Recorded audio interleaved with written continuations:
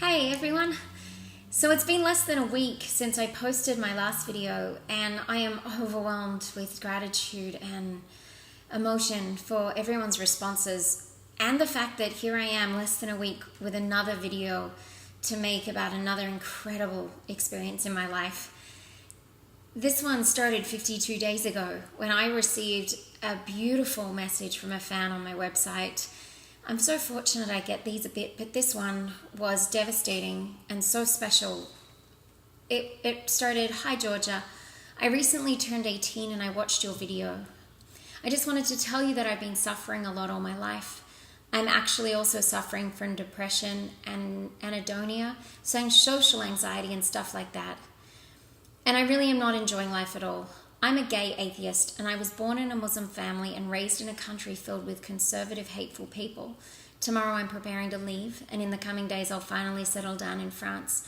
I hope I'll do well, but even though I'm not really enjoying stuff like I should do because of anhedonia, I just wanted to say that you've always been such a good inspiration and role model, always giving me faith in humanity. I'm not really philanthropic, but you definitely turn me into one nearly every time I see some of your videos. Anyway, thank you again. I'm always saying that, and I have no reason to stop. Please take care of yourself, and if you need anything, you have my email, Twitter, and we can even talk on Facebook if you want once I'm creating a real account someday. Anyway, you're a hero, and I hope you're going to read this message." Getting that message in itself is beautiful, but there was emotion and feeling in his words that struck me, and I looked anhedonia up, and it's a name given to a condition where you don't feel things. You just don't feel joy, you don't feel sadness, all of this stuff. I think it's an inability to feel joy.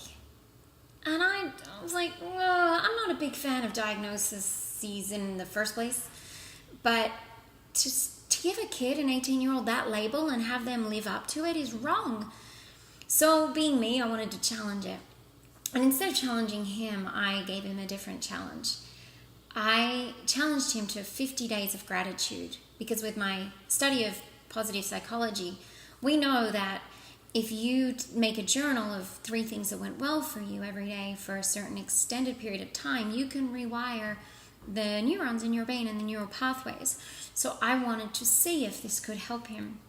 So I challenged him, and we started writing every night to each other 3 things that went well. He said he'd do it purely because it sounded like I was into it and he didn't want to upset me. But we did it. And the first few days were very much basic sharing for him, like getting food, having his internet connected, being brave enough to go to the store. Like he wrote, "I finally got the trash out of my apartment, LOL. It may sound weird, but I was anxious of doing it because it feels weird for me to just get out of my house, so I was anxious to see people if I was outside, LOL. But in the end it worked. The next day I'm planning to go out and buy some stuff, I think. Very simple things, but still works, thankfully." He proceeded to make friends with the grocery clerk at the store, and I was sharing about my trials and he was giving me advice, and we were talking through things as things went on in the weeks. A few weeks in, he wrote this post to me: "Found a poor Romanian boy today, probably around my age, with his dog in the streets.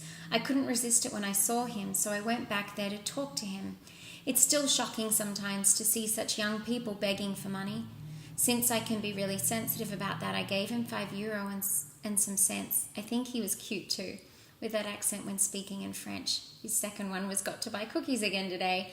And then his third message was, when I was out to check things on some paperwork, I was on the poor side of Paris, but I only saw it on the subway, thankfully.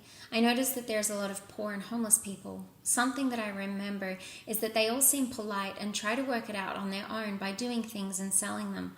For example, I saw a man who doesn't have a job who spends his time working on a book about the secrets of Paris and tries to sell it in the subway, so they're still trying to do things in their time. It also makes you realize that you can be really privileged compared to some other people. And while you can't help everybody by giving money, spoiler, you run out of all your money for the day, LOL. I saw some poor people literally asking at least a smile or a kind word to help them. I could feel this emotion in him, this love that was growing as he started noticing the things that were great in his life. I could see the words that I read in that first email coming to life it was so exciting for me as we grow to know each other. Yet I didn't know what he looked like or anything about him other than his 3 favorite things every day. Today we reached our 50-day mark, and we were sort of having this, what do we do now? And I reflected on the 3 things that he shared about yesterday that were his favorite things, to compare to a boy that wouldn't want to go out and put his trash out. He wrote, so about the positive things today, went to Indiecade. It was good, met some game developers there, finally able to meet some. Met Michael Ansell, asked some advice for a beginner who wants to become a writer. Also met a game developer who created a game about African mythology and culture. We talked about games, stories and stuff, and even said he was interested in working with me in the future.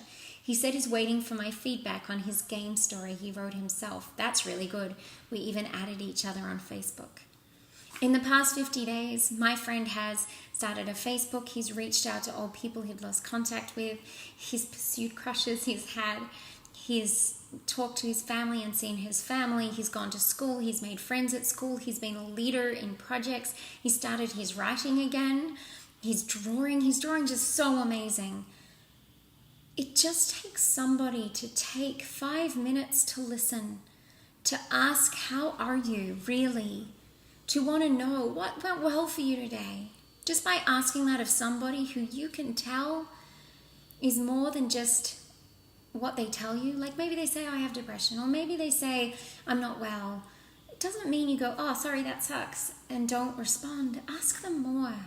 Give them your time. We all have time, no matter how much we think we don't, because I didn't really have time to write a 50-day gratitude with my friend, but it was worth every second. I wouldn't miss it. I would wake up in the middle of the night and realize I hadn't and write because I just couldn't not. It's been a life-changing experience for me to see how a beautiful soul can blossom just with a bit of human interest, and more importantly, interest in himself and interest in his happiness. Today, he wrote me a Facebook message when I'd sent him my final. He wrote, hey, so I'm listening to this song and I read your email. I have tears flowing on my cheeks right now and I just cried.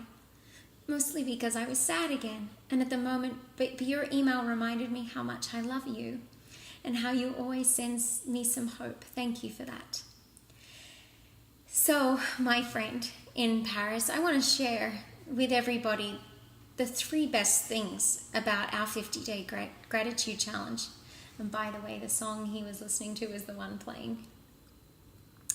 To my friend in France.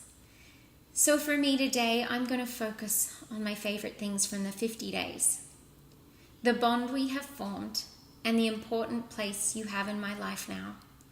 Learning about your world, about the challenges you face and the joys you have. And watching your life grow so much in just 50 days. The people you have met and connected with. So cool. We all have 5 minutes to connect with someone, and you just don't know how that might just change their life and yours. Happy Thanksgiving, everyone.